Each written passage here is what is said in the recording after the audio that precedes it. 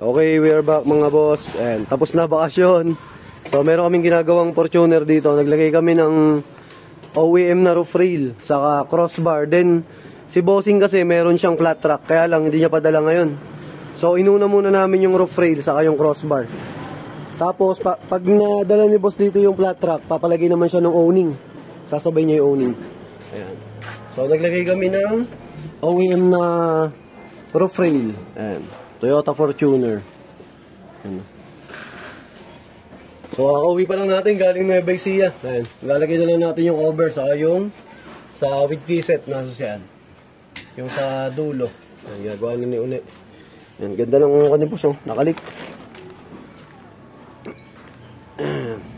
Kakauwi lang natin galing Nueva Ecija. Si boss yung kan eh. Unang gawa natin ngayong after bakasyon.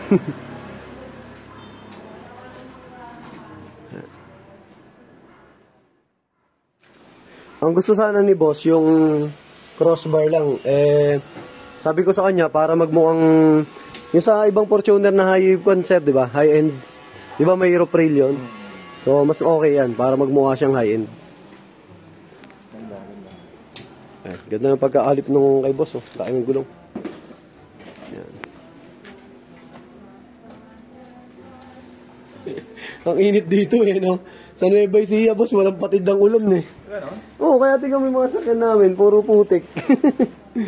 Isang linggo kami doon, isang linggo umuulan eh. Kaya ka lang kung meron kayong mudguard. Eh, yung problema, makakarwas mo lang, tingnan mo, padaan sila sa ano. Kuan sir, ang bushwhacker, palagay mo dyan yung malaki. Yung goma lang siya, no?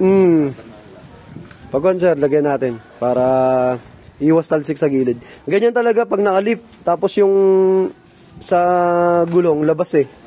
Kahit maglagay ka boss ng kanyan, mudguard, wala yan kasi dito manggagaling sa harap, hindi sa likod.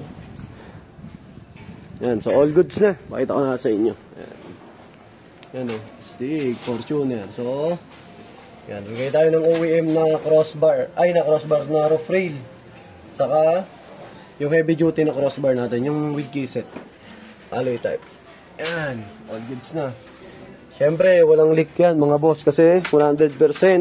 Naglagay kami ng rubber sa kanang ito, acrylic sealant. Ayan, para sure na hindi tatagas. Ayan yung mga gamit natin. So, thank you kay bossing. Ayan, i-check niya na.